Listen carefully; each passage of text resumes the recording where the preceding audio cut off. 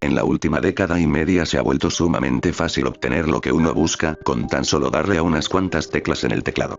Gracias al Internet, uno puede usar una computadora para cambiar la realidad sin dificultad.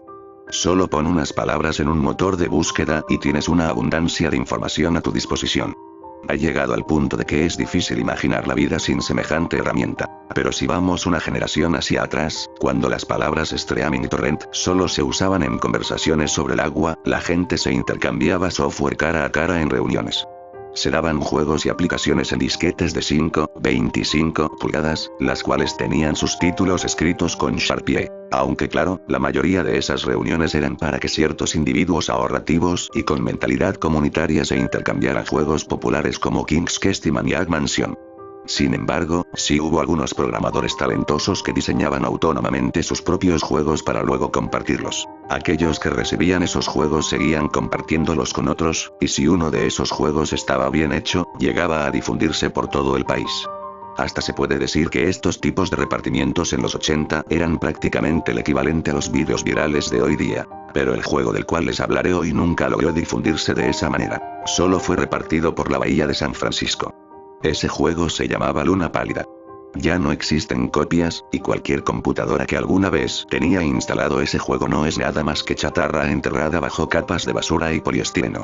La razón por ello es el hecho de que el juego contenía varios aspectos abstrusos en su diseño. Luna Pálida era un juego de aventura conversacional, como Sorcerer King Horror.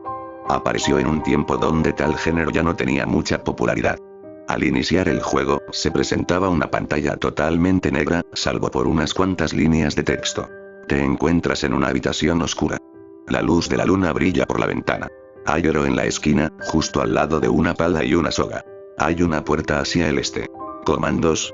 Y así comienza el juego, el cual fue descrito una vez como enigmático, sin sentido y totalmente injugable por un escritor de una revista ya descontinuada. Las únicas órdenes aceptables eran tomar oro, tomar pala, tomar soga, abrir puerta e ir al este. Una vez entrados esas órdenes, se presentaba al jugador lo siguiente. Toma tu recompensa. Luna Pálida te sonríe. Te encuentras en un bosque. Hay caminos que van hacia el norte, oeste y este. Comandos. Lo que frustró a los pocos que jugaron a este juego fue su inestabilidad desde la segunda pantalla. El juego solo aceptaba una de las tres direcciones ofrecidas. En este caso, si se indicaba que se vaya a cualquier dirección que no sea el norte, la computadora del usuario se colgaría, requiriendo que se apague para luego encenderla nuevamente. Y todas las pantallas que aparecían después de esa repetían el mismo texto, la única diferencia siendo las direcciones ofrecidas. Los comandos típicos de los juegos de aventura conversacionales no parecían hacer nada. Las únicas órdenes aceptables, además de los de movimiento, eran usar oro, el cual presentaba el siguiente mensaje. Aquí no. Usar pala, el cual presentaba. Ahora no. Y usar soga, el cual presentaba. Ya has utilizado eso. La mayoría de los que jugaron al juego lograron pasar unas cuantas pantallas antes de botar el disquete por la frustración que causaba reiniciar el sistema constantemente. Sin embargo, hay un aspecto del mundo de las computadoras que siempre, sin importar la época, sobresale. Hay personas que simplemente tienen demasiado tiempo libre. Un joven llamado Michael Nevins decidió persistir con el juego para ver qué había al final de Luna Pálida. Después de reiniciar la computadora 35 veces durante un periodo de 5 horas, Nevins logró alcanzar un mensaje distinto. Luna Pálida sonríe ampliamente. No hay más caminos. Luna Pálida sonríe ampliamente. El suelo está blando. Luna Pálida sonríe ampliamente. Aquí. Comandos. Pasó otra hora antes de que Nevins descubriera la combinación correcta de comandos. Cavar hoyo, colocar oro y tapar hoyo. Al escribir esas órdenes, salía un último mensaje. Felicitaciones. 40, 242, 48. Menos 121, 4434. Después de eso, el juego no aceptaba más órdenes, y el usuario tenía que reiniciar la computadora una última vez. Luego de pensarlo por un rato, Nevins llegó a la conclusión de que los números eran coordenadas de latitud y longitud, las cuales llevaban a un bosque extenso localizado en el Parque Nacional Volcánico Larsen. Ya que él tenía más tiempo libre que juicio, decidió ir allí, determinado a descubrir qué secreto aguardaba Luna Pálida. Al siguiente día, él fue al bosque armado con un mapa, una brújula y una pala. Notó cómo el camino que tomaba seguía las mismas direcciones que él tomó en el juego, y a pesar de que inicialmente tenía sus dudas, esa similitud confirmó sus sospechas de que al final de esta aventura se iba a encontrar con el tesoro enterrado de un excéntrico. Ya cansado de buscar las coordenadas, Nevins se alegró cuando se tropezó con una superficie desnivelada. Ya que estaba tan emocionado cuando desenterró ese tesoro, se quedó un poco más que sorprendido cuando vio la cabeza de una niña rubia en un estado avanzado de descomposición. Nevins notificó la situación a las autoridades. La niña fue identificada como Karen Paulse, de 11 años. Ella fue reportada como desaparecida en San Diego hace 1 año y medio. La policía intentó localizar al programador de Luna Pálida, pero debido al hecho de que los participantes de las reuniones donde se repartían estos juegos eran anónimos, nunca se logró descubrir la identidad del sospechoso. Han habido coleccionistas que han ofrecido cifras de hasta 6 dígitos para una copia auténtica del juego. El resto del cuerpo de Karen nunca fue encontrado.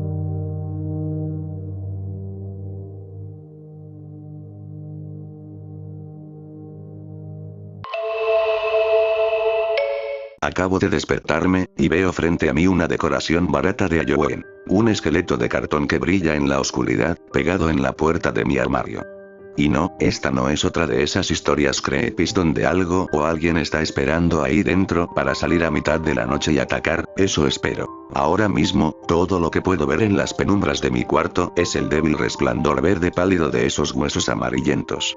Pero lo que temo en verdad es que, al encender la lámpara que yace en mi mesa de noche, tal vez me encuentre cara a cara con mi viejo amigo David. O lo que queda de él. David era el niño raro de la escuela. De hecho, es la persona más rara que haya conocido jamás. A nadie más le agradaba. Incluso mi madre, que es generalmente una persona muy amable, nunca lo llamaba por su nombre. Siempre se refería a él como ese niño. Cuando llegaba a casa tarde para la cena, o cubierto de lodo y con la ropa arrugada, ella decía, ¿otra vez estuviste con ese niño? ¿O, que no te he dicho que no te juntes con ese niño raro? Su propia madre rara vez hablaba con él, y nunca lo sacaba para hacer algo divertido. Parecía tener un hedor que lo seguía a todas partes, y aunque nunca lo vi dar un puñetazo o romper las pertenencias de alguien más, la gente que le hacía algún mal a menudo terminaban heridas o se metían en alguna clase de problema. Los otros chicos lo molestaban a cada rato, principalmente por ser tan delgado, no era más que piel y huesos. Sin embargo, nunca se atrevieron a golpearlo, pues todos le tenían algo de miedo. David vivía a unos minutos de mi casa y nos hicimos amigos a pesar de sus extraños ademanes. Creo que se aferró a mí, pues yo siempre fui muy paciente y comprensivo con él, más dispuesto que los demás a seguirle el juego con sus afirmaciones más alocadas. Según él, había frustrado varios robos a mano armada en el banco local, y tacleó a varios invasores en su hogar. Era el campeón mundial del body popping, y completamente letal en casi todas las formas de artes marciales. Sus mentiras eran siempre súper exageradas, e incluso de niño, esto me parecía fascinante. Quiero decir, ¿por qué no intentar sorprenderme con cosas que sonaran vagamente realistas? David solía contarme que su padre murió en un brutal accidente de motocicleta, uno de sus 2 temas de conversación favoritos. Pensándolo bien, era más bien una obsesión. Los detalles del accidente cambiaban cada vez que lo describía, pero siempre involucraba una forma muy específica en la que su padre perdió la vida. Algunos criminales, traficantes de drogas, una banda rival o cualquier cosa de esa índole, lo estaban persiguiendo por la autopista una noche y lo llevaron a una trampa donde estiraron un cable de acero a lo largo del camino para frenar su moto.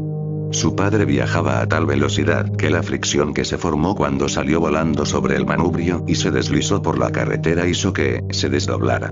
Recuerdo que tuve que preguntarle a David a qué se refería con eso, de lo cual me arrepentí al instante. Según David, es cuando la piel se separa del cuerpo tan limpia y rápidamente que los huesos quedan expuestos. David me dijo que en el funeral solo había un esqueleto dentro del ataúd, y la única forma de saber que eso era su padre, era por la chaqueta de cuero que traía puesta y sus gafas de sol. No hace falta que me lo aclares. Supe desde el vamos que era otra mentira. No había manera de que el ataúd estuviera abierto durante el funeral. Pero, ¡ay, Dios!, esa vez sí le creí. Esa es una imagen que se quedará en la mente de un niño por un largo tiempo. En la cochera de David había una motocicleta polvorienta y desvencijada, quizás de la década de los 50, así que siempre asumí que la historia era verdad hasta cierto punto. David se la pasaba tratando de arreglar la moto, lo que consistía principalmente en cubrir el vehículo con brillantes calcomanías de águilas, usando gafas de aviador y esqueletos ataviados con chaquetas del ejército, acompañados siempre con frases como muerte antes que el deshonor. A veces, cuando pegaba las calcomanías, decía que iba a casar a los tipos que mataron a su padre, y luego sufrirían el mismo destino que él. David rara vez decía la verdad sobre, bueno, lo que fuera, pero sus mentiras siempre alcanzaban nuevos horizontes cuando involucraban a su padre, con ridículas fantasías en torno a su vida y muerte que se volvían más alocadas con cada día que nos encontrábamos para charlar o jugar. De repente hablaba de él como un agente secreto del gobierno que trabajaba tanto para el servicio de inteligencia británico como para la CIA, en una misión encubierto para salvar al mundo de unos gánsteres neonazis que robaron un rayo de la muerte ultrapoderoso. En fin, cualquiera de estas mierdas era de lo que casi siempre hablaba David, pero nunca se acomodaron del todo a sus estándares. Siempre tenía que superarse a sí mismo en la materia. Por otro lado, creo que sentía cierta empatía por él en lo que respecta a este tema, ya que apenas recordaba a mi propio padre, y nunca logré que mi madre me hablara de él. David decía que él y yo éramos como hermanos, y aunque se veía más necesitado de cariño que yo, supongo que disfrutaba de sentirme tan querido y apreciado, al menos al principio. La segunda obsesión de David eran los esqueletos. Estas cosas estaban por todas partes de su dormitorio. Modelos de plástico, figuritas de calabozos y dragones, e incluso una de esas estatuas de anatomía que encontrarías en el consultorio de un doctor. Tenía una buena colección. Amaba las xilografías de la Edad Media cuyos esqueletos representaban a la muerte, la hambruna o la mortalidad. Esas imágenes siempre me daban escalofríos, pero el cuarto de David estaba tapizado con ellas, las cuales, en su mayoría, habían sido robadas de la biblioteca. Intentaba sin descanso copiar estas imágenes y pegarlas por todas las paredes, pero, como no era muy buen artista, siempre terminaba luciendo más escalofriantes de lo que ya eran en un principio. De entre todos sus cientos de esqueletos, su favorito era una figura de cartón de tamaño real, la cual puedo ver frente a mí en estos momentos, aunque, en realidad, no es más que un adorno barato y de mal gusto, calculo yo que de 1 metro de altura, con una sonrisa traviesa en el rostro y extremidades móviles ensambladas con tachuelas, que se podían hacer girar para simular que el esqueleto bailaba un poco. Lo tenía pegado a su armario, y gustaba de rodearlo con grandes stickers. Me dijo que los tipos que mataron a su padre se lo regalaron la noche en que murió, y lo vio colgado ahí cuando se despertó por la mañana, sonriéndole. Al parecer, esto alimentó sus fantasías de que la muerte de su padre nunca se trató de un accidente, según David. Una advertencia, tal vez. Le pregunté por qué lo conservaba, y dijo que era para nunca olvidar que, a todos los que estamos vivos, nos espera un cruel destino al final del camino. A menudo describía con entusiasmo un sueño recurrente, en el cual se despertaba a mitad de la noche en una habitación con solo una puerta, bloqueada por un esqueleto sonriente que le daba una única opción para sobrevivir. David tuvo que tomar el afilado bisturí sobre el vestidor junto a su cama, un regalo del loco, y hacer un uso drástico de él para poder pasar por la única otra salida. Una diminuta ventana, de apenas 30 centímetros de ancho, para emerger del otro lado y renacer, libre de miedo. Yo intentaba verle el lado positivo a su obsesión con los huesos humanos, y a veces le sugería que debería estudiar para volverse cirujano cuando fuera grande. No obstante, su respuesta siempre era algo como, quiero ayudar a quienes lo necesiten, no lastimarlos. O los cirujanos pierden el tiempo cosiéndote la piel y cubriendo las heridas con vendajes. ¿Por qué dejaría que la gente sufra dentro de sus pieles? Esto era algo recurrente con David. Tenía la loca idea de que los seres vivos, de alguna manera, estaríamos mejor si nos quitásemos de encima nuestra piel. Se quejaba del calor que sentía, atrapado en esta jaula de carne. Como dije, era un niño raro. Presumía sobre experimentos secretos cuyos detalles me ahorraré, pero, en palabras simples, clamaba que estaba en proceso de aflojar su propio rostro para poder pelarlo y mostrar su verdadero ser. Seguro que se están preguntando por qué me seguía juntando con él. Bueno, con el paso del tiempo, comencé a distanciarme. Soy un buen tipo, pero me gusta pensar que no soy estúpido. Empecé a inventar excusas cada vez que me invitaba a su casa y me aseguraba de no sentarme cerca de él en clases, aunque no podía evitarlo del todo. Siempre me encontraba en la cafetería y se las arreglaba para quitarme el apetito con sus ideas repugnantes. Mi madre y yo nos mudamos de la ciudad de forma discreta cuando yo tenía 10 años. Y, siendo honesto, sentí un gran alivio al dejar a David atrás. Hubo 2 incidentes, no mucho antes de irnos, los cuales reforzaron mi creencia de que ese niño quizás era algo más que solo un poco raro. Y que, tal vez, era una amenaza en potencia. Una vez, me invitó a una pijamada en su casa, alegando que sería una gran oportunidad para tomarme ciertas medidas y dar mis primeros pasos para deshacerme de, según él, mi caliente y pesada piel. Lo dijo de una forma muy amigable y alegre, como si propusiera una actividad completamente normal que se hace en las pijamadas. Por supuesto, me saqué de la manga alguna excusa, algo sobre que mi madre no me daba permiso de dormir en su casa, lo cual tenía algo de verdad. Y aunque ya empezaba a inquietarme por las ideas de David, aún me convencía de que él solo estaba inventando cosas. Asumí que estaba un poco molesto y desesperado debido a mis constantes esfuerzos de rechazar su compañía. Tal vez, en su propia forma extraña y retorcida, intentaba intrigarme para que siguiera siendo su amigo. Sin embargo, el segundo incidente me obligó a aceptar que, en efecto, este chico no estaba jugando.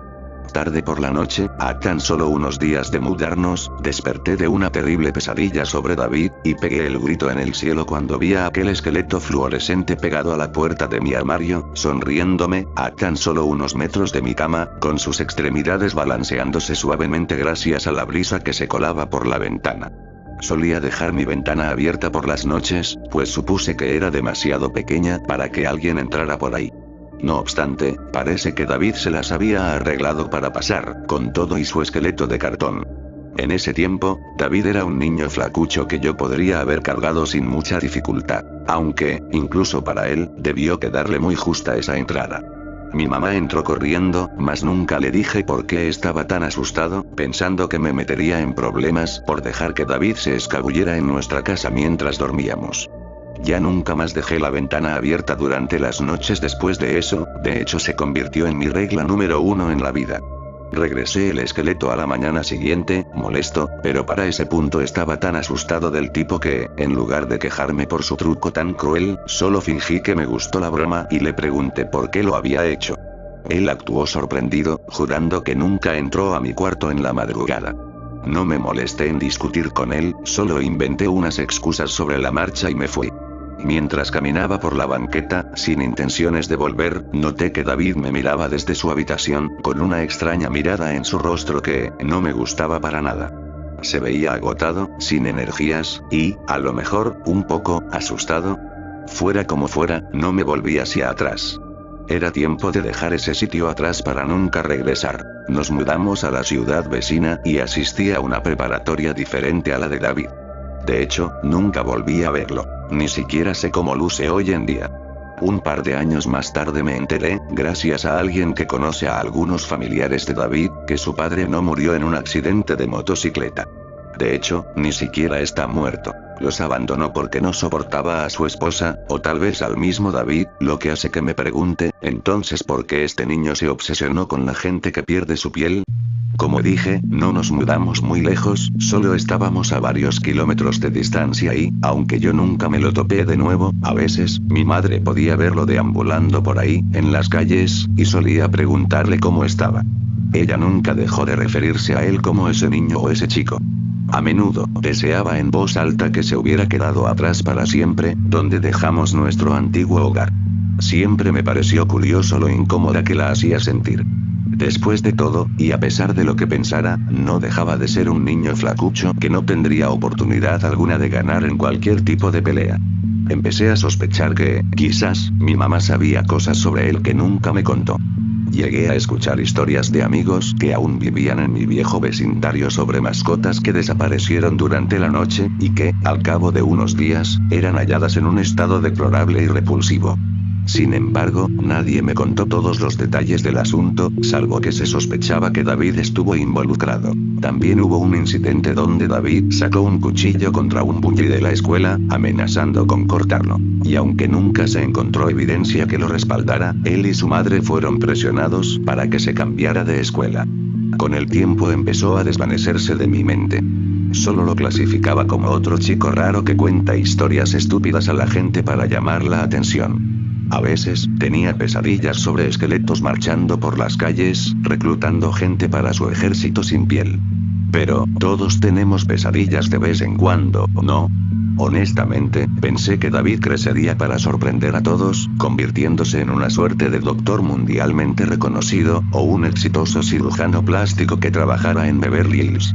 No obstante, cuando rondaba los 14 años, me topé con cierta decoración de Halloween pegada en mi casillero, y tuve un colapso nervioso. Pasé cerca de 8 semanas recluido en el ala psiquiátrica del hospital local, donde me sentí más feliz de lo que había estado en mucho tiempo.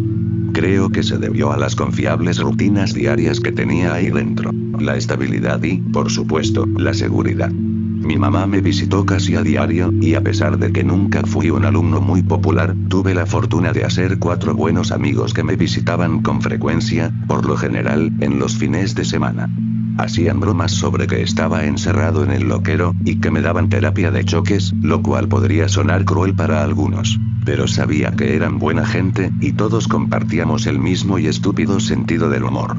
Si nuestros roles estuviesen invertidos, seguramente yo hubiera hecho los mismos chistes. Solíamos recorrer el ala médica, aunque se supone que los visitantes no lo tenían permitido, y mis amigos intentaban engañar a los otros pacientes, diciéndoles que no eran visitantes sino psiquiatras, lo cual, obviamente, nunca se tragaron. Había una chica en el ala llamada Susan, un par de años mayor que yo, y con un serio problema de control de la ira. Era todo lo que yo no. Inteligente, astuta, dura y rebelde. Supongo que fue mi primer crush real, y siempre fue buena conmigo, a pesar de que yo era todo un nerd. Un día, casi a una semana de que me dieran el alta, Susan me contó que, durante un descanso para fumar, fuera del edificio, se topó con un chico extraño, delgado y oloroso, de piel pálida y rostro cadavérico, con todos los vellos de la cara rasurados, el cual le empezó a hacer preguntas sobre mí.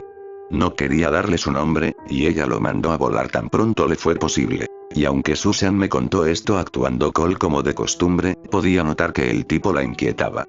Demasiado. El chico le preguntó si estaba esperando a que me recuperara o si había perdido la cabeza para siempre. Susan dijo que sonaba bastante serio cuando preguntó eso, y parecía desesperado por una respuesta.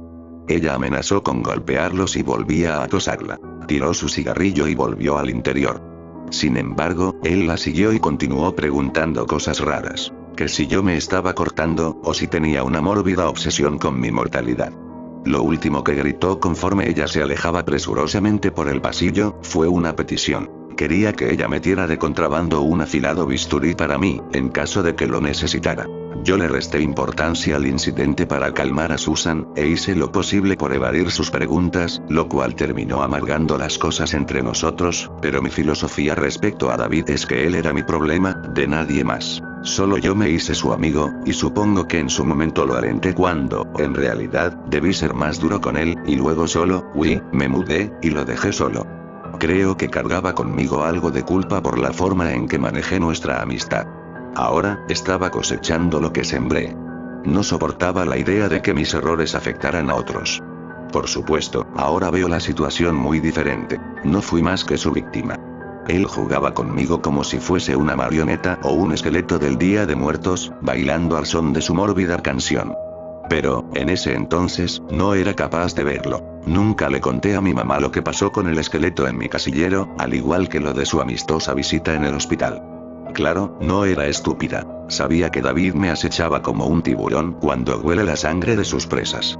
Así que, en cuanto me dieron de alta, ella renunció a su empleo y nos mudamos una vez más, al otro lado del país, sin importar cuán duro fuera el golpe para su cuenta bancaria.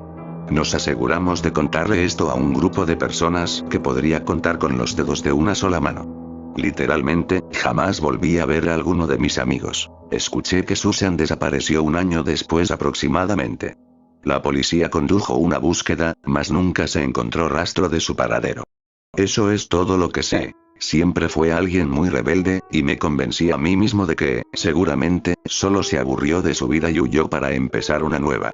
Lo que sea con tal de dormir por las noches, ¿no? Eso tenía en mente cuando tuve que comenzar desde cero otra vez. Mi propio inicio en una nueva ciudad me hizo mucho bien y, contra todo pronóstico, logré ponerme al corriente en la preparatoria, entrar en la universidad local y, finalmente, graduarme con honores y conseguir un trabajo de lo más decente en el ayuntamiento, brindando servicios sociales a gente con discapacidad. Se encontraba en un enorme edificio, construido en la década de los 60, con aproximadamente otros 300 empleados. Y uno de ellos era David. Al parecer, ninguno de los otros empleados lo conocía. Trabajaba en recursos humanos, en una diminuta oficina ubicada en el sótano, pero nunca estaba ahí. En realidad, parecía que todo su departamento estaba ausente. Según me contaron algunos compañeros, se llevó a cabo un severo recorte de personal después de la crisis financiera del 2008, y supongo que solo dejaron allí el equipo más básico que se pudieron permitir. No sé cómo me encontró, debió estar muy determinado, pues mi madre cambió nuestros nombres.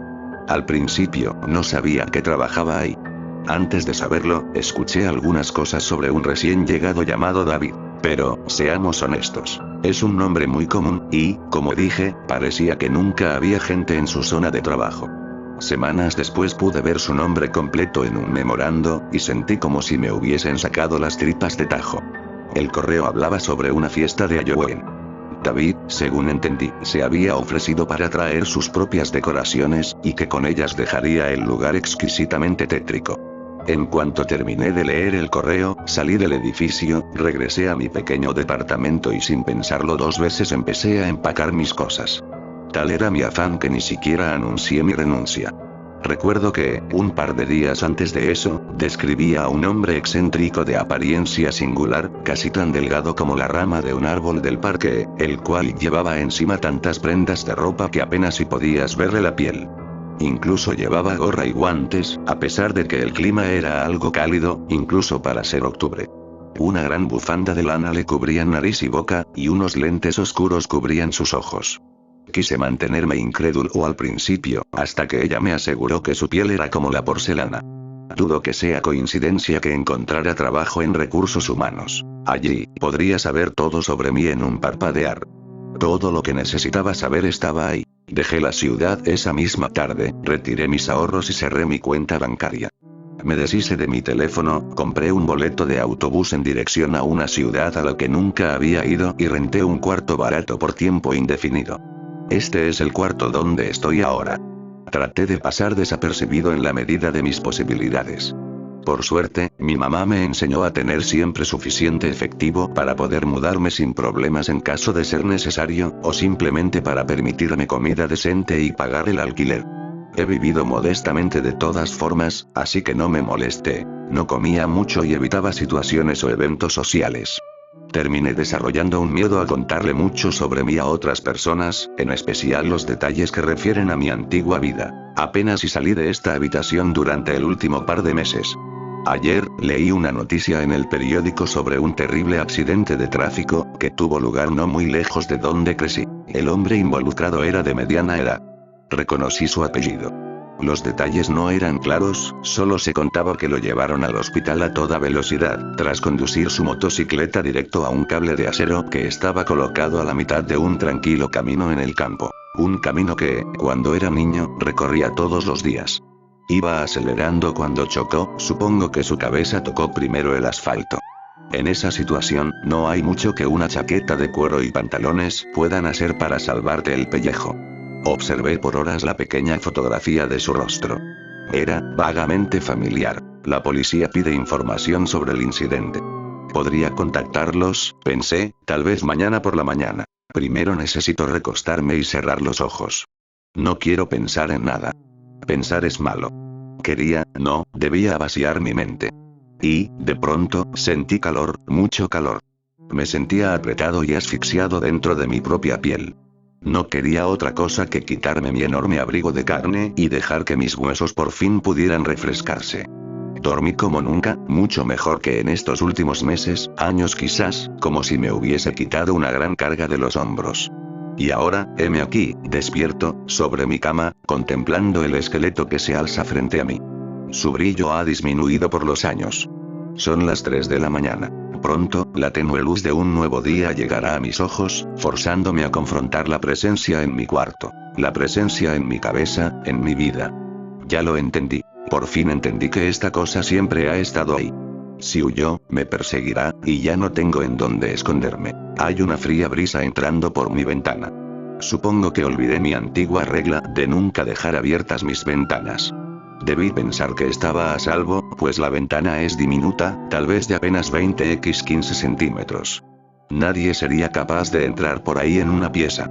Mi puerta está cerrada desde adentro, y no hay otra forma de entrar.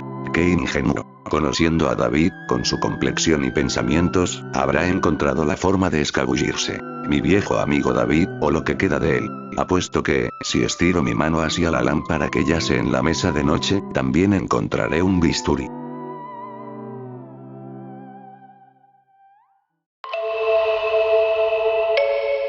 Antes de que leas estos momentos de mi vida, quisiera disculparme por el lenguaje, pero estoy intentando recordarlo con todo detalle. Durante los meses de junio, julio y agosto, pasé muchos veranos calurosos de mi infancia en la casa de mi abuela, más al oeste de la isla de Cape Breton. El bosque era abundante, los prados de un verde vibrante, y la casa de mi abuela era una vieja construcción de 2 pisos, tambaleante, levantada en algún momento de los años 50, que parecía no pertenecer a ese lugar. A pesar de sus defectos, los veranos de mi infancia que pasé allí fueron de los mejores que tuve. No había otros niños con los que jugar en varios kilómetros a la redonda hasta llegar al pueblo, pero me las arreglaba divirtiéndome corriendo por los campos y oliendo a las flores del jardín de mi abuela. Aún puedo recordar el aroma de los panecillos de mantequilla y caramelo de mi nana flotando por la ventana abierta, dulces y celestiales, llamándome para entrar. Todavía recuerdo el sonido de las cigarras y la brisa cálida acariciando mi piel. Todavía recuerdo el rostro de mi abuela mirándome desde debajo del porche, sonriendo con todos sus dientes y llamándome para que entrara. Había muchas reglas en la casa de mi abuela, como no correr dentro con los zapatos puestos y no jugar en el jardín.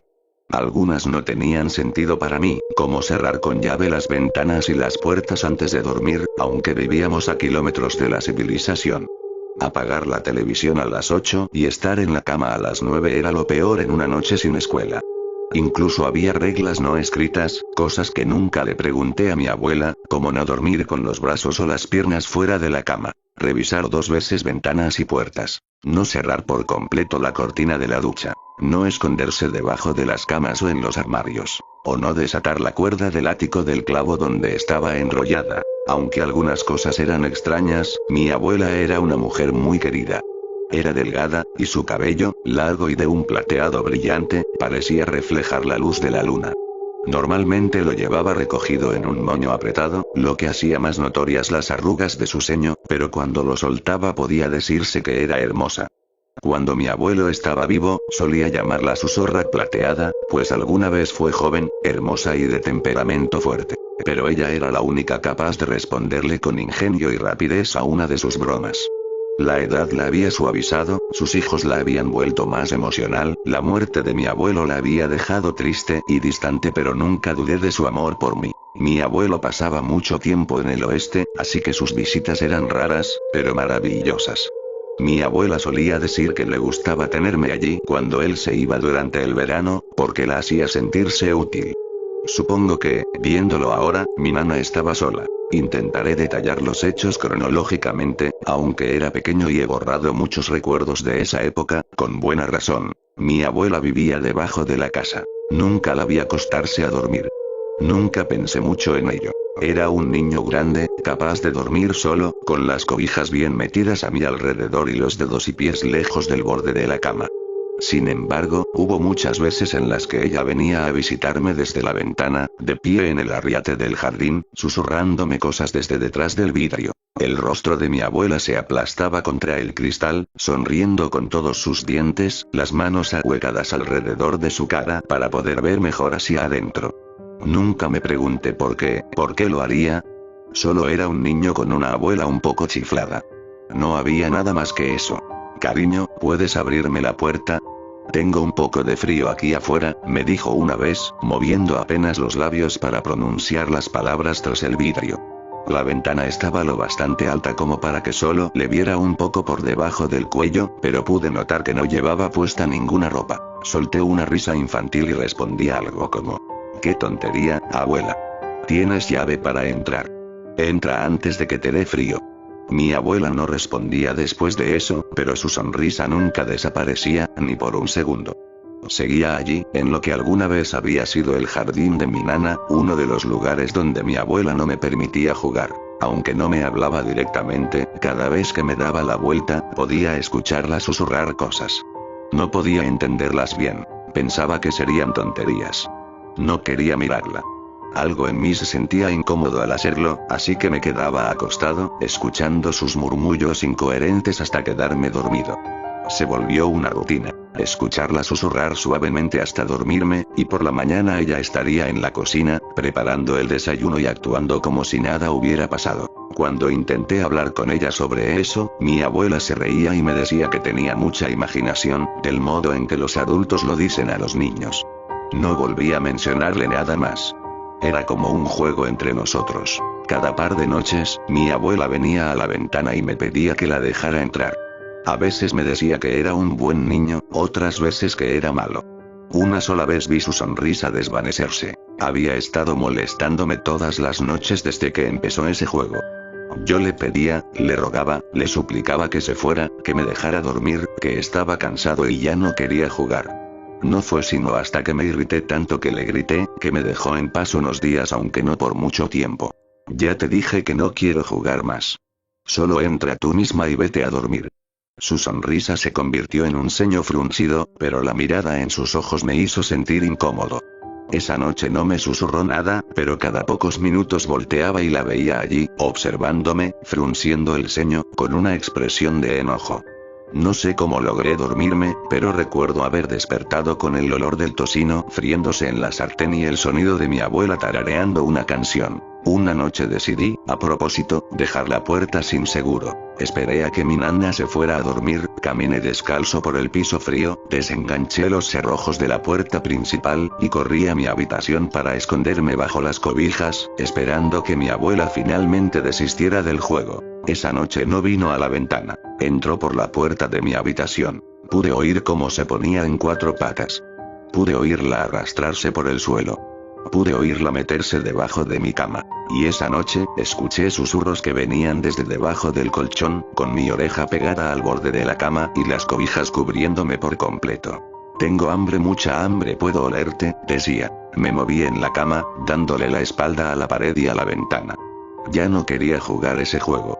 Puedo oler tu maldito hígado, susurró. La impotencia de saber que no había nadie a quien pudiera llamar, nadie que me despertara de esa pesadilla, fue una sensación que jamás quiero volver a experimentar. Voy a arrastrarme dentro de ti, pequeño saco de mierda. No puedo decirte todo lo que me siguió susurrando desde debajo del colchón. Bloqueé la mayor parte de eso. Me hice un ovillo dentro de las cobijas, asegurándome de que nada sobresaliera antes de dormirme. Pero recuerdo que, cuando abrí un poco los ojos y miré desde las mantas, vi los ojos de mi abuela observándome desde el pie de la cama. No sé cuánto tiempo permanecí así, paralizado por el miedo, pero finalmente me dormí y logré despertar al día siguiente sin que mi nana estuviera debajo de la cama. Si notó la puerta sin cerrar, no dijo nada. Solo me lanzó una mirada curiosa de reojo mientras servía los huevos en mi plato. Pude notar que le rompí un poco el corazón cuando le pedí volver a casa. Desde esa noche, y las siguientes antes de irme, me aseguré de cerrar la puerta con doble llave. Ella siguió visitándome hasta que partí. No miré atrás mientras la casa se hacía pequeña en la ventanilla del auto. Sentía que, si lo hacía, la vería observándome de nuevo. No regresé a esa casa en los veranos siguientes. Mi abuela me visitó varias veces en la mía, pero nada fuera de lo normal ocurrió. Las visitas nocturnas terminaron. Años después, diagnosticaron a mi abuelo con Alzheimer en etapa avanzada. Mi abuela y mi abuelo fueron de las parejas más enamoradas que alguien pudiera conocer, sin necesidad de demostrarlo todo el tiempo. Los besos furtivos de mi abuelo cuando no lo veíamos los nietos, y la sonrisa de mi abuela cada vez que él le pedía café, eran prueba suficiente. Podía ver el dolor en su rostro cuando hablaba de cómo él había olvidado su nombre una vez más, o cómo ya no recordaba los nombres de sus hijos. Vi a mi abuela sufrir mientras mi abuelo se deslizaba hasta finalmente desaparecer. Mi abuela murió poco tiempo después, conectada a tubos en el hospital, siendo tan mordaz como siempre con las enfermeras. Por fortuna, nunca tuvo que vivir la degradación de su mente bajo el Alzheimer. Mi abuela fue vivaz, hermosa, ingeniosa y un poco extraña. No fue hasta que volvimos a limpiar sus cosas en la casa, que le pregunté a mi madre sobre todo eso. Me contó muchas cosas que no me habrían dicho de niño. Que mi abuelo había sido un veterano de guerra que se casó con una mujer mucho más joven que trabajaba en una florería. Que vivieron en la pobreza la mayor parte de sus vidas, y que, al no poder pagar un anillo de compromiso, él le construyó una casa con sus propias manos. Le pregunté, en medio de todo eso, sobre mi infancia. No mencioné lo que había vivido. Sentía que ella también me habría respondido con un gesto indiferente y una charla sobre la imaginación infantil. Tu abuela era un poco supersticiosa. Por un tiempo, pensamos que quizá ella también estaba empezando con Alzheimer, suspiró mi madre, mientras guardaba fotografías en una caja de cartón. Solo eran pequeñas cosas. Olvidar dónde dejaba las llaves, no recordar si había hecho algo en el jardín. Solo pequeñas cosas. De pronto sentí como si me quitaran un peso de encima. Aquello podía explicar las rarezas, las cosas extrañas. Me sentí casi culpable al decirlo en voz alta. Mi madre me pidió ayudarle a cargar las cajas al coche, lista para sacar las pertenencias y dejar que aquella casa se convirtiera en una cabaña abandonada en medio de la nada. Cuando terminamos, subí al asiento del copiloto, encendí un cigarro y miré atrás, para darle una última despedida al lugar donde había pasado tanto tiempo con mi abuela favorita en el mundo. Solo que, mientras volvíamos a casa por un segundo juraría que la vi observándome desde debajo del escalón con una sonrisa en el rostro y demasiados dientes.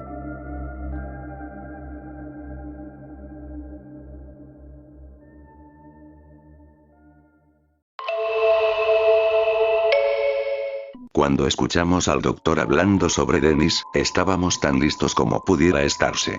Lo encajaríamos en nuestro entendimiento de las cosas y asumiríamos que se habría ido a donde la gente se va cuando muere. Habría sido más fácil, mucho menos problemático que lo que pasó. Dennis fue diagnosticado con cáncer un par de días luego de nuestro cumpleaños y de ahí todo rodó colina abajo. Nunca hubo esperanzas de operar, mirar los scans era mirar la progresión de una telaraña negra abriéndose camino por el interior de mi hermano, conforme pasaban las semanas, los meses. Era mi gemelo y fuimos idénticos hasta su primera quimio, eso solo volvió las cosas grotescas. Yo era para él una imagen perfecta de lo que solía ser antes de que su cabello cayera y sus mejillas se vaciaran de sangre, hundiéndose hasta descubrir el dibujo de su cráneo. Éramos ambos, para el otro, extraños fantasmas de lo que jamás pudimos ser. El médico cerró el caso, soplando nuestras últimas esperanzas como se soplan las velas de un pastel. Dennis no durará mucho más de 4 días, una semana cuando mucho. Así que acampamos en el aroma rancio y azucarado en medicamentos de su cuarto de hospital, de muros color olivo y patrón de lunares. Con la luz colándose por entre las persianas a medio cerrar, abriéndose en barras luminosas que se extendían por el suelo y terminaban a poco de llegar a su cama. El personal trajo una camilla para que yo durmiera, mis padres se acomodaron en frágiles sillas junto a él. Para este momento, Dennis se veía de verdad mal. Podías ver con claridad su esqueleto entero. Todos queríamos hablar con él, pero él no despertó durante todo el día y cuando lo hizo, solo hubo silencio. Nadie sabía qué decir, no había palabras posibles y por debajo del paso de los segundos, corría este miedo secreto de que en el momento de que alguien invocara lo que estaba a punto de ocurrir, se volvería real. A la primer señal caeríamos todos de la cuerda floja, estallaríamos en llanto y no podríamos recomponernos. Así que guardábamos silencio, mis padres intentaban ensayar sonrisas que nunca llegaban hasta sus ojos. Ocurrió al tercer día, el estable tono del monitor cardíaco se interrumpió y comenzó a emitir una alarma, mientras el cuerpo de Dennis comenzaba a temblar y desde el interior de su boca emanaba el eco de un crujido, como si por dentro se deshiciera. Mis padres saltaron de sus asientos, mi madre directo a Dennis, para sujetarlo de los hombros y rogarle que se detuviera, mi padre a la puerta, a gritar por ayuda a quien quiera que pasara por el pasillo. Los doctores y enfermeras a cargo habían ido cambiando su comportamiento poco a poco. Antes, los protocolos de resucitación se veían como actos desesperados, carreras de 100 metros planos con un deseo frenético de que cada movimiento ocurriera correctamente. Ahora era más bien como un trote desangelado, estos eran malos actores palomeando las viñetas en un instructivo de lo que se supone que deben tratar. No creo que hubiera hecho ninguna diferencia. El cáncer se le había desbordado y su sistema ya no contaba con recursos para manejarlo de ningún modo. Declararon la hora de muerte y se fueron, ofreciendo condolencias y diciendo que se llevarían el cuerpo en el momento en que estuviéramos listos. La puerta se cerró a nuestras espaldas. Mamá, papá, yo y el cuerpo de Dennis. Nos fuimos acercando, despacio, al lado de su cama, solo para mirarlo. Mi madre se rompió y comenzó a llorar un lamento largo que se convirtió en un aullido. Mi padre la sujetó del hombro, la abrazó intentando mantener la calma, pero perdiéndola, sin llanto. Apenas una lágrima ocasional atravesándole la cara, hasta la mueca en la que su boca se congeló. Yo me quedé mirando el rostro de mi hermano. No sé cuánto tiempo nos quedamos así. Me di cuenta de que esto no era una sola cosa, no era un solo suceso. Por primera vez mi mente comenzó a procesar las infinitas implicaciones de esto, a hundirme el estómago con cada hecho ineludible. Nunca iba a poder hablar con él de nuevo, nunca íbamos a cenar juntos de nuevo, no se iba a burlar de mí otra vez, no íbamos a caminar juntos a la escuela, ni a molestarnos al tener que compartir el mismo salón de clase. Esta no era una sola pérdida, eran un millón de cosas, algo que se suponía sería una presencia constante desaparecía y nada sería tan bueno como iba a ser. Fui el primero en mirar sus labios. Está moviendo la boca. Mis padres se congelaron, se engancharon el uno al otro, mi madre pareció perder fuerza en las piernas, mi padre la sostuvo. Sus labios temblaban. Mis padres guardaron silencio. Supongo que intentaban racionalizar, pensar en un estremecimiento nervioso, nada más. Pero su boca se abrió y de su interior, una voz ronca, hundida y leve como el paso del viento que pasa muy lejos de donde estás, pronunció mi nombre. Mi padre corrió hacia el pasillo, gritó a las enfermeras. Mi madre se sujetó de la mandíbula como si fuera a caérsele mientras daba algunos pasos hacia atrás. El personal volvió con su lista y luego de llegar de nuevo al desfibrilador, se dirigieron de nuevo a nosotros. Lo sentimos mucho, pero sigue muerto. Lo escuchamos hablar. Respondió mi padre en un tono que tenía algo de súplica. Mire, los cuerpos tienen gases. Pero, interrumpió mi padre antes de que un sonido minúsculo y raspado nos parara a todos en seco. El sonido venía de Dennis, sonaba entre un suspiro y el croar de una rana. Harry, todo está muy oscuro. Frío. Voy hacia abajo. Algo me está jalando hacia abajo, desde dentro, hacia abajo. Las enfermeras iniciaron el protocolo de nuevo, pero este baile había dejado de ser formal. Se notaba en sus rostros, en la nueva urgencia de sus manos. No sabían qué estaba pasando, no estaban seguros de que estuvieran haciendo lo correcto. Pasaron por el desfibrilador de nuevo, enviando olas y olas de electricidad por el cuerpo de Dennis antes de escuchar su pecho con un estetoscopio. Sentido, no tiene sentido, murmuró uno de ellos. Luego de 10 minutos todos terminaron inmóviles, mirando el cuerpo de Dennis. Habían palomeado todas las listas, sin resultados. ¿Qué está pasando?, gritó mamá. Uno de los hombres, un doctor creo, le respondió. Nada.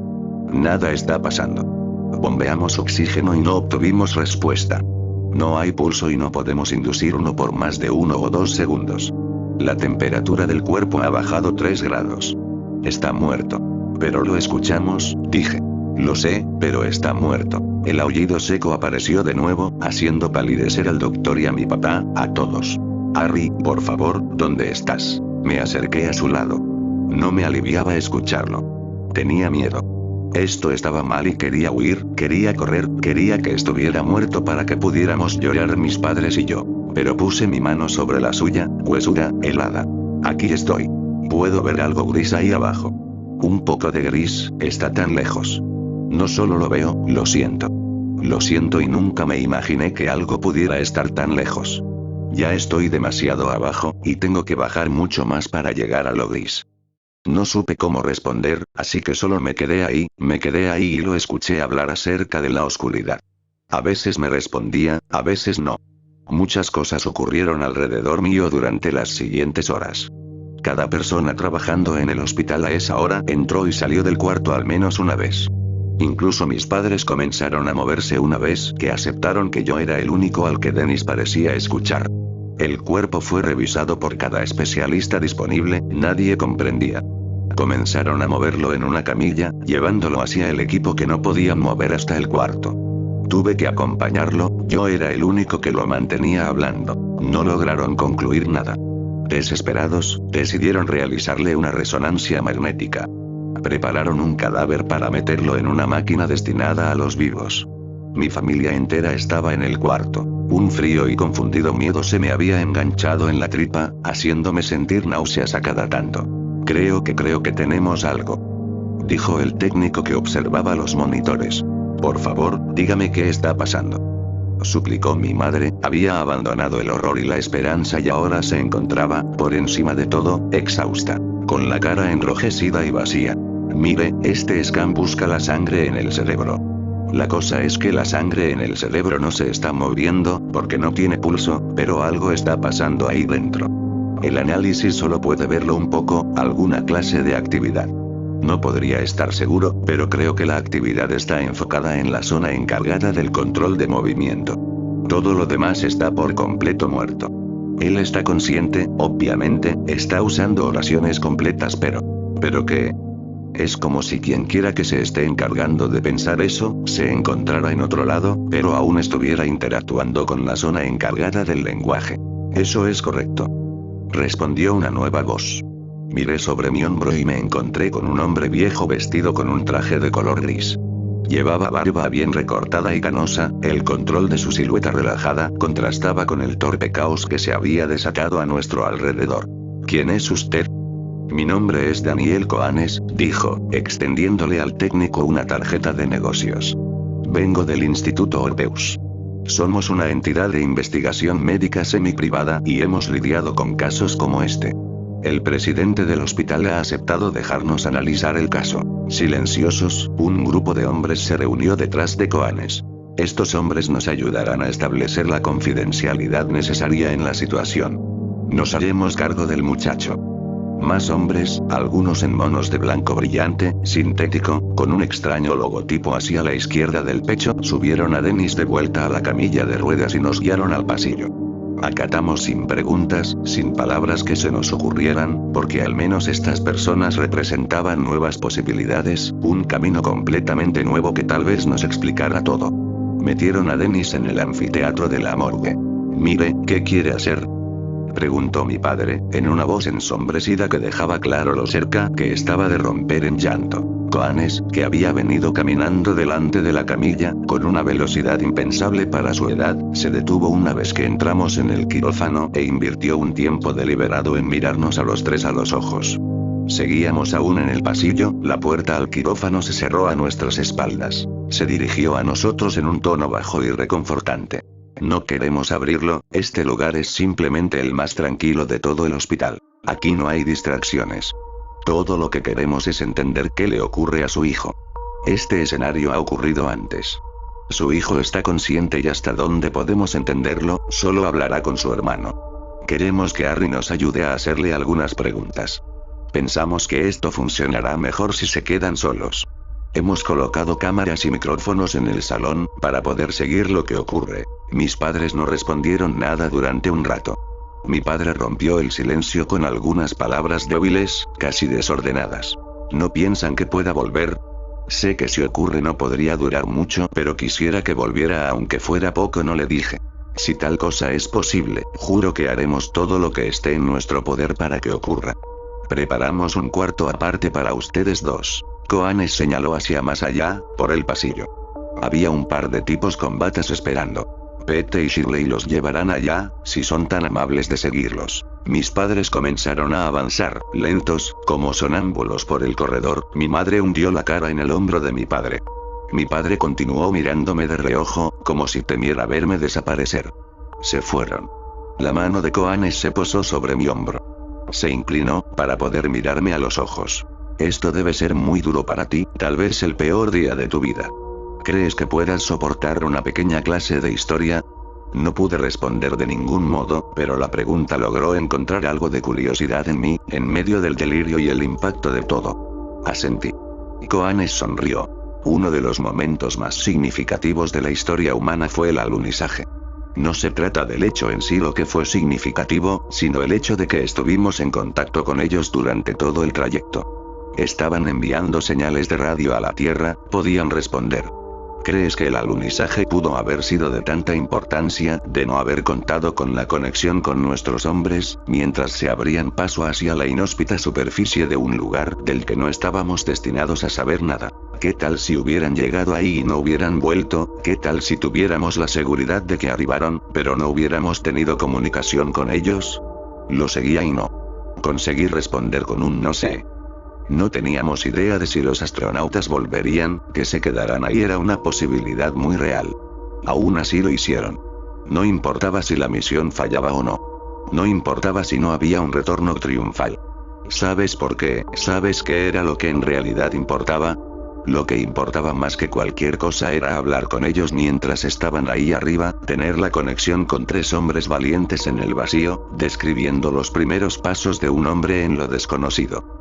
Si no hubieran vuelto no habría cambiado nada, en tanto esa conexión llegara a donde queríamos que llegara, por el tiempo que nuestros hombres aguantaran y pudieran describir el suelo y explicarnos la sensación de ser tan ligeros y cómo se veía la Tierra, cortada a la mitad por el horizonte lunar. Esos hombres estaban ahí para enseñarnos de nuestro futuro, de todo un nuevo mundo. Su mano se apretó sobre mi hombro. Nada de eso hubiera sido posible sin la gente en Houston, sin los hombres que hablaron con los astronautas y los mantuvieron enfocados, asegurándose de que obtuviéramos toda la información que necesitábamos. Harry, creemos que Dennis está en un lugar muy extraño del que la humanidad haría bien en aprender. Tú eres Houston y tu hermano es un astronauta. Me extendió una hoja laminada. Aquí hay algunos temas en los que tus preguntas deberían enfocarse, algunas preguntas que deberías hacer. Te ayudarán a sacar la información más útil. Lo más importante de todo es conseguir que la charla no termine. Deja de hablarle 5 segundos y es posible que lo pierdas por siempre. Tomé la hoja, no entendía mucho, no entendía suficiente. Me guió hasta el anfiteatro y cerró la puerta detrás de mí. Estaba solo, el único sonido que me acompañaba era el eco del leve tintinar que emanaba de los estantes de acero inoxidable, de las herramientas para una autopsia. Dennis estaba sobre una de las camillas para examinar. Me acerqué despacio y revisé la hoja que tenía en las manos. Principios generales. Intente alejar a su ser querido del conocimiento de que está muerto. Casos anteriores sugieren que la sorpresa causa desconexión. Mantenga una conversación constante, esto parece sostener el vínculo. No haga preguntas con la finalidad de comprobar que su ser querido está experimentando cosas de acuerdo a sus creencias religiosas. Primer paso. Pida a su ser querido que describa lo que experimenta y sus alrededores, anímelo a. Una exhalación interrumpió mi lectura. Harry. Aquí estoy. Respondí, sujetando su mano. Su mano helada y sus dedos en rigor mortis despejaron en mí las esperanzas que me quedaban sobre su vida. Su cuerpo entero había migrado del blanco enfermizo de los recién muertos, a un oscuro indefinido y permanente. He llegado a lo gris. Al suelo. Se hunde, como si fuera lodo. Frío. Estoy parado aquí, ahora. Dennis, ¿puedes describir en dónde estás? Aún es gris, pero es más real ahora, sólido. Arena gris, un océano gris atrás de mí. Nubes grises arriba. No recuerdo haberlas atravesado, pero ahora están ahí. Las nubes están gritando. ¿Puedes ver algo en el océano? Dennis soltó un suspiro flemoso. Allá, lejos, va oscureciéndose. Hay una línea negra, hambrienta, donde incluso las nubes paran, donde todo acaba. La oscuridad aúlla, se estira, se mueve como si estuviera viva. Millas y millas de oscuridad enojada, hambrienta. No puedo ir hacia allá. En este momento perdí el ritmo de la conversación, cuando caí en cuenta de todo lo que estaba pasando, que Dennis estaba muerto. Rompí en llanto, hundí mi cara en su pecho, frío como un bistec recién salido del refri. Apreté su mano, juntando sus dedos tiesos entre los míos. Dennis, por favor regresa, donde quiera que estés regresa. Harry, ¿estás llorando? No alcanzo a distinguir. Muchas cosas aquí parecen llorar. Logré recuperar una distancia emocional de todo. No puedo regresar. Sin regreso. Como cuando algo se derrama en el suelo. No hay forma de reunirlo de nuevo, igual, bien. Me forcé a aceptar lo que pasaba, pensé que tal vez podía ayudarlo a notar algo que lo hiciera cambiar de opinión. ¿Qué hay en la dirección opuesta al océano? La dirección en la que debo de ir. Si intento nadar en el océano, la oscuridad me come, me arrancaría todo hasta dejarme solo con mi dolor y luego mi dolor se dispararía a las nubes y gritaría. Dennis, ¿qué hay en la otra dirección? Arena, nada más. Arena gris. Más y más. No hay cosas malas. Aún no hay muchas cosas que ver. Habrá más cuando llegue a donde voy. Voy a comenzar a caminar, Harry. ¿A dónde se supone que vas? Pregunté, había comenzado a clavarme las uñas en el antebrazo. Había algo nauseabundo, terriblemente cierto sobre todo lo que estaba diciendo. Como la primera vez que entiendes que el mundo es redondo y se siente extraño por un momento antes de que la idea se vuelva verdad, por más plano que el suelo se sienta. Entonces ya no importa que no se sienta lógico, es verdad. Puedo ver otra persona. ¿Puedes hablarle? Intenté mantener el tono de mi voz firme, sintiendo que yo debería de ser quien mantuviera la calma por los dos. Creo que sí, pero no. ¿No puedes hablarle? No debo. Se supone que debimos hablar todo lo necesario antes de llegar aquí. Aquí debemos callar. Pero estás hablando conmigo, Dennis. Pero mi voz no está aquí, mi voz está hasta allá, arriba, contigo. Dennis, ¿qué está pasando? Lo que ocurre cuando mueres, la cosa que siempre va a pasar cuando mueres. Se siente correcto, tanto que da miedo. Me ha estado esperando por mucho, incluso cuando apenas era una cosa pequeñita y borrosa que solo podría ocurrir, desde mucho antes que nuestros padres, sus padres y mucho más atrás, ya me estaba esperando. Por favor, deja de hablar así. Tú no eres así, nunca habías hablado de esta forma. Perdón, aquí las cosas se ven diferentes, aquí se saben cosas sin que nadie te las diga si te olvidas de otras. No pude pensar en nada que decir y comencé a preocuparme, recordando que si hacía pausas muy largas, podía dejar de responderme. Hey, dijo Dennis y las orillas de su boca se movieron un poco, imitando una sonrisa, veo más gente. Están desnudos. De verdad desnudos.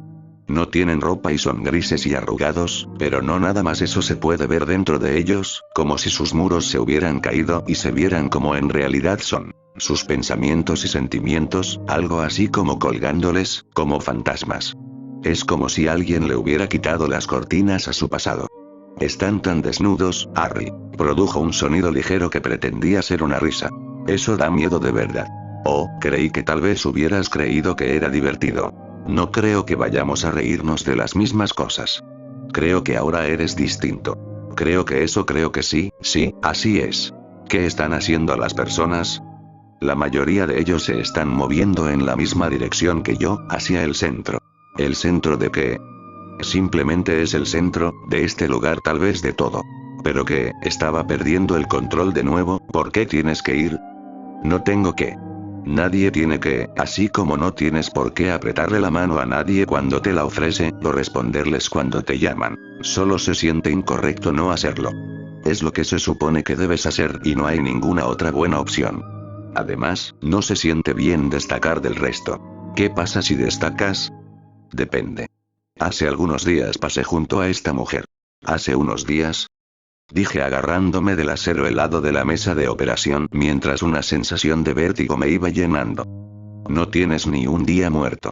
Pasé junto a ella hace algunos días, continuó como si no me hubiera escuchado, ella no fue hacia el centro, simplemente se sentó y comenzó a dedicarse a sí misma.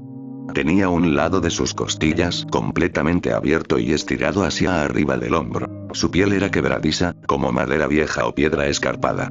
Pude verla bien. Era música. Amaba la música, pensaba que su vida era algo así como una canción. A veces, se repetía a sí misma, algunas notas malas por aquí y por allá, pero se recuperaba, regresaba a su ritmo original y ella apenas iba llegando al coro cuando todo terminó. Fue tan rápido que no pudo aceptarlo. Tenía una roca afilada en una mano y se raspaba más allá de las costillas, como si toda ella fuera una enorme arpa o algo enojada. Intentaba hacer música, mantener la canción, pero su carne, los huesos se doblaban y sonaban asqueroso. Se pegó al suelo, se va a quedar ahí para siempre, intentando hacer la música que se perdió. ¿Qué podía responder a eso? Me quedé callado un momento, asumiendo que seguiría hablando. No lo hizo. Dennis.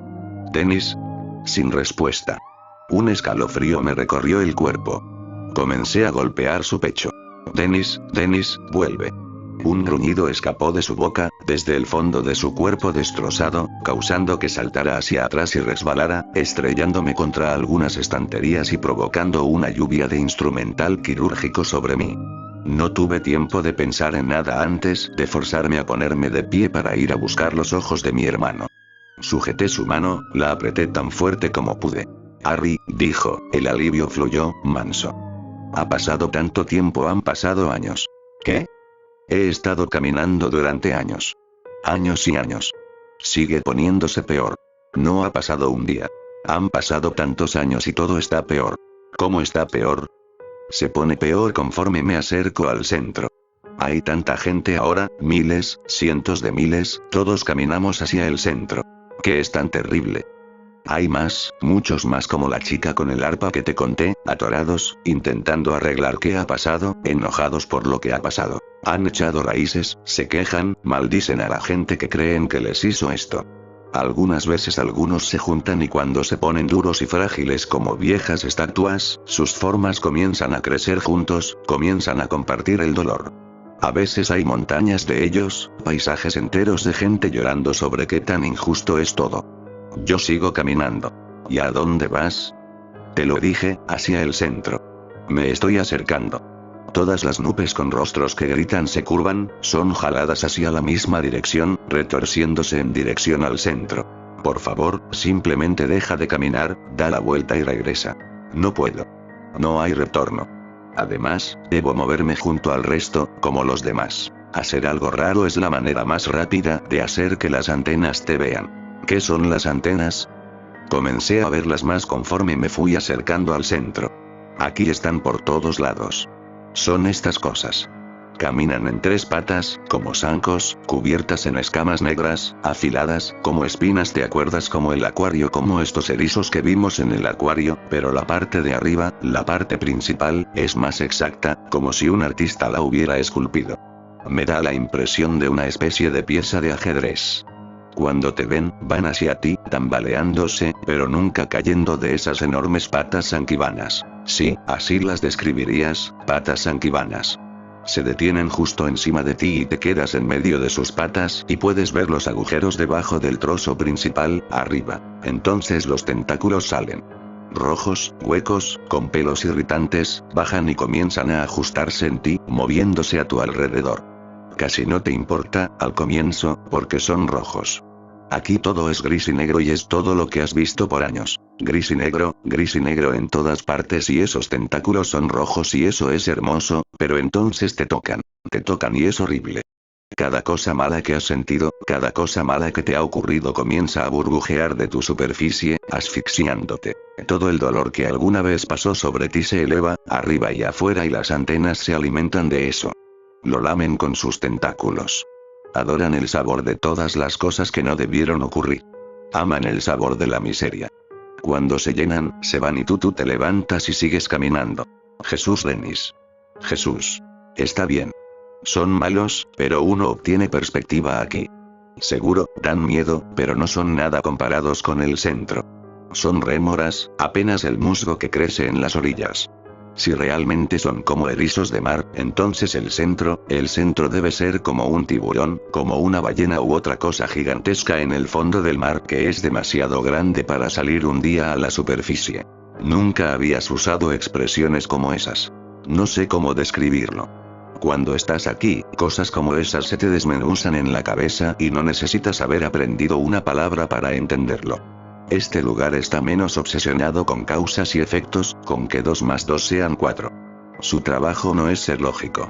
¿Y entonces, cuál es su trabajo? No sé. Tal vez lo sepa cuando llegue. Guardó silencio de nuevo y esta vez, no estuve seguro de querer evitar que se fuera. No estaba seguro de querer seguir escuchando nada de esto, pero sin importar lo que quisiera, otro aullido pronto salió de su boca y mi hermano volvió. Mierda. Mierda, lo estoy viendo. Puedo ver el centro. Su mano comenzó a cerrarse, envolviendo la mía, lenta e inevitablemente, venciendo el rigor mortis para apretarme los dedos como una prensa de hierro. Intenté zafarme, mis jalones movían toda la mesa, pero la fuerza sobre mi mano no se soltó ni un poco. Adentro de esta cosa es como un panal que flota sobre el suelo. También es gris y cubierto de estrías y crestas como si antes hubiera sido líquido y se hubiera endurecido o como si estuviera hecho de telarañas. Es tan grande, Harry. Nunca he visto algo como esto. Todas las nubes están entrando por el agujero que tiene en la parte superior, gritan. Cientos de agujeros irregulares, como abiertos con un cuchillo que no dejan ver nada del interior. Es más grande que las ciudades, Harry, y todo el mundo se dirige a él, miles y miles dirigiéndose hacia su parte de abajo, empujándose entre todos para subir a los frágiles puentes que se elevan del suelo hacia los agujeros, justo hacia la oscuridad, hacia el centro. Ahí está, aquí estoy, Harry. Por favor, le dije con la voz cortada por el dolor en la mano, no puedes entrar. No hay nada bueno ahí adentro. Lo sabía como un hecho, no solo por la descripción, sino como una sensación, algo que se siente en la tripa. Sabía que me estaba hablando de algo fundamental, tan importante y parte de nuestra existencia como el sol y la luna y nacer, pero mala de alguna forma, repleta de maldad hasta su núcleo. ¿A dónde más puedo ir? Estoy en uno de los puentes. ¿Puedes regresar? No. Eso sería como regresar al útero. No puede hacerse. Esto es lo que sigue. Oh. ¿Qué? ¿Por qué? Dios, estoy sintiendo algo. Creo que el centro lo está provocando. Me estoy volviendo amargo. Cada cosa mala, cada cosa enojada adentro mío, se está hinchando, se está expandiendo y está moldeándome desde dentro. Estoy muy enojado, Harry. Me estoy volviendo pequeño, pequeñísimo y mi odio se está volviendo mucho más grande. Su mano me apretó. Grité. ¿Por qué yo? ¿Por qué yo y no tú? ¿Qué hiciste tú que yo no hiciera? ¿Qué hice yo que tú no hicieras? Perdón, respondí, lleno de lágrimas. Su voz había cambiado, aún era calmada, pero estaba rabiosa, cada palabra gruñía, empapada en dolor, en una ira profunda, esencial. Te odio. ¿Lo sabías? Aún capaz de pararte, aún capaz de correr, aún capaz de respirar. Te odio. Me dolía todo el tiempo y tú solo estabas ahí parado, sintiendo lástima por mí. No podías sentir nada de este dolor, solo esperabas a verme morir para poder irte al carajo y hacer todo lo que yo nunca podré. Estaba gritando, pidiendo que alguien viniera a ayudarme. Casi tiró el cuerpo de Dennis de la mesa, su torso colgaba, sostenido solamente por la misma fuerza que le permitía romperme la mano. Durante todo esto sus ojos estuvieron tan inmóviles y quietos como desde que murió. Y luego se aflojó. Su mano se soltó, se aflojó y él cayó al suelo. Me rompió 3 dedos pero mi adrenalina mantenía el dolor a raya, soportable. Me arrodillé para ver su cara, lo golpeé buscando alguna señal de que aún se encontrara ahí. Suspiró de nuevo, mucho más débil. Oh no. Oh Jesús. Estoy adentro. Va más allá de decir que es malo. Es mucho, mucho peor que cualquier cosa que se me hubiera podido ocurrir. Por favor, Dennis, escucha, por favor dime qué pasa. Es el centro. Es tan grande. Está flotando por encima de mío. Es mucho más grande que el panal, mucho más grande de lo que pudiera caber. Es gris, también, siempre gris y rajado como una piedra, kilómetros y kilómetros. Su voz había cambiado, era frágil, acobardada. Me está lastimando, Harry, me está lastimando más de lo que nunca me ha lastimado nada y ni siquiera me ha visto. Por favor, el hombre me dijo que debes describirlo. Dijo que si sigues hablando podrías quedarte. Tan grande, dijo y su voz se rompió como si estuviera llorando. Sus dedos son más grandes que rascacielos, y tiene millones de dedos y costillas, son costillas o dedos doblados y son tantos, y es tan grande, Harry. Y las máscaras, Dios mío, las máscaras. ¿Qué máscaras? Las máscaras, sus rostros son más grandes que países, todas son distintas, en algunas los ojos son círculos perfectos, otras tienen huecos angulados donde las bocas deberían ir, otras son lisas y otras tienen 8 huecos en donde van los ojos y otras se ven humanas, como rostros humanos perfectos, con ojos oscuros y huecos, el interior se ve tan oscuro, una oscuridad viva, pulsante, es tan grande y puedes sentirlo, presionando hacia ti, llenando el aire con maldad pura, destrozándote por el peso. Desde dentro de ti puedes sentir la maldad alcanzándote, estirándose como un bebé intenta alcanzar a su madre. Dennis, háblame, ¿qué más? No es el diablo. No, eso es lo que pensé al principio, pero no. Es más como Dios. Es como si Dios lo odiara todo. Su respiración se cortó de nuevo. ¿Puede verme? Por favor, prométeme una cosa, solo una cosa, por favor. Dime. Por favor, nunca mueras. Una última exhalación salió de su boca. Intenté todo para hacer que volviera, todo lo que se me ocurrió en un ataque frenético, animal. Lo golpeé, lo sacudí, le rogué. Se había ido, de verdad. Me arrodillé ahí, en el cuarto, por un rato. Sus últimas palabras se me hundían en el interior, en una parte profunda de mi mente. Supe que nunca las haría salir. Las siguientes horas, de hecho, los siguientes días, fueron vagos. Recuerdo a los hombres con los uniformes del instituto arrastrándome. Recuerdo que revisaron mi mano y le pusieron una férula. Recuerdo a Daniel Cohane sentándome en un cuarto blanco e interrogándome, lo llamaba conversación, pero me estaba interrogando, cálidamente, como un hombre que sabía que podía tener lo que quería si era cortés, amable. Me preguntó si había tenido alguna visión o alguna sensación fuerte, si creía que Dennis estaba diciendo la verdad y si podía explicar la forma en que Dennis actuaba de forma distinta. Estaba distante y como borracho de cansancio y el dolor de mi mano, intentaba responder honestamente. Al final, Coanes me hizo memorizar un número de teléfono y firmar varios formatos de confidencialidad que volvían muy claro que ni una sola palabra debía dejar el hospital. Debía llamarlo si experimentaba algún fenómeno que creía relacionado con Dennis. Finalmente, se fue. Mis padres y yo tomamos un taxi a casa. No hablamos de lo que pasó luego de que Dennis murió, y supongo que incluso ese fue un añadido secundario del simple hecho de que Dennis ahora estaba por completo muerto y no regresaría. Fuimos a casa, a la cama y a la mañana siguiente desayunamos en silencio con una silla menos. Los años pasaron y toda la experiencia se volvió algo con lo que tenía que convivir, una cosa temida en que mis pensamientos a veces se encontraban de vuelta, pero que la mayor parte del tiempo lograba ignorar para seguir viviendo, aceptándolo como algo que no podía entender. El hecho de que Dennis se hubiera ido fue siempre peor que la forma en que lo hizo, tan espantosa e innatural como esta forma fuera. Pero últimamente he estado soñando algo. Comenzó como algo vago, incompleto, pero cada tantas noches se repite y se vuelve más largo y más nítido. Comienza siempre igual, conmigo y Dennis, ambos niños de nuevo, en una colina verde, en un brillante día de cielo despejado y viento leve pasándonos por la cara. No puedo recordar la mayor parte de las palabras, pero la cosa es que él está fanfaroneando, dice que papá lo ama más a él, que él es mejor que yo, que él seguirá siendo mejor que yo mientras siga vivo y papá lo amará más a él que a mí. Y me enojo mucho, mucho más de lo que me hubiera enojado si él hubiera dicho esas cosas en la vida real. Veo una piedra y sin pensarlo, la levanto y lo ataco con ella, tirándolo para pegarle una y otra vez hasta que su piel se hunde y está lleno de heridas y puedes ver partes de su cráneo. Entonces él me empuja y corre y yo lo persigo, sin detenerme a pensar nunca. Lo persigo durante un largo rato, hasta que llegamos a un paso entre dos montañas que se elevan hasta un punto que ya no puedo ver y que de alguna forma nunca vi hasta ese momento. Su tamaño se extiende a ambos lados, como si fueran eternas y el cielo arriba está saturado de nubes negras. Algo así como la entrada a Mordor.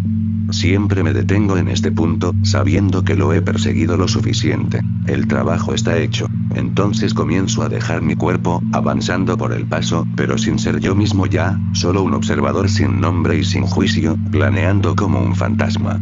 Él sigue corriendo por el paso y la tierra se vuelve sombría y la luz desaparece. Hay una tierra yerma del otro lado, un lugar en donde los matojos de hierba son grises y están secos. Él corre por mucho tiempo, pero de pronto para y se tira al suelo y me maldice, grita lo mucho que me odia y lo mucho que le costó traerme a este lugar. Entonces una segunda persona aparece, a veces una mujer, a veces vieja, a veces joven. Esa persona dice que ella también fue arrastrada más allá de las montañas o que las atravesaron por error y no pueden volver. Dennis siempre responde igual. Entonces suframos juntos, dolamos juntos. Y esta persona siempre se engancha a Dennis y Dennis se engancha a la persona y gritan y lloran y dicen que quieren ver a la gente que los lastimó despellejada viva. Y más personas se suman, un chorrito de personas primero, luego una ola que se engancha a Dennis y a la primer persona y todos ellos se unen y se apilan y forman una masa de cuerpos retorciéndose que en algún momento alcanza a las montañas, al cielo mismo. Entonces hay un temblor, un desplazamiento enorme. Los incontables cuerpos comienzan a reconfigurarse, formando cañadas profundas de carne que van formando un rostro lleno de odio. Hay un desplazamiento más grande que cualquier terremoto y el cúmulo se mueve, rueda sobre sí, se jala a sí mismo con apéndices enormes hechas de los miserables y los tristes, los desolados. Se arrastra y tiembla, una y otra vez, trayendo consigo una tormenta de llanto, una sinfonía apocalíptica. Entonces veo que se dirige a las montañas, de vuelta al lugar brillante, con toda su ira y su odio, con todas sus venganzas. Por mucho que sepa que está formada de millones de personas, siempre sé que es una sola cosa con los odios y los rencores de todos hundidos, cada uno, hasta el primero en maldecir. Su odio aún se encuentra ahí, dirigido al primero que pecó. Choca contra las montañas. Entonces despierto. Creo que algo viene. Algo que comenzó hace mucho tiempo, algo que arranca el bien y se construye a sí mismo en lo malo. Creo que ya es casi tan fuerte que puede liberarse, comenzar a moverse y creo que cuando lleguen aquí, a los vivos no les irá mejor que a los muertos.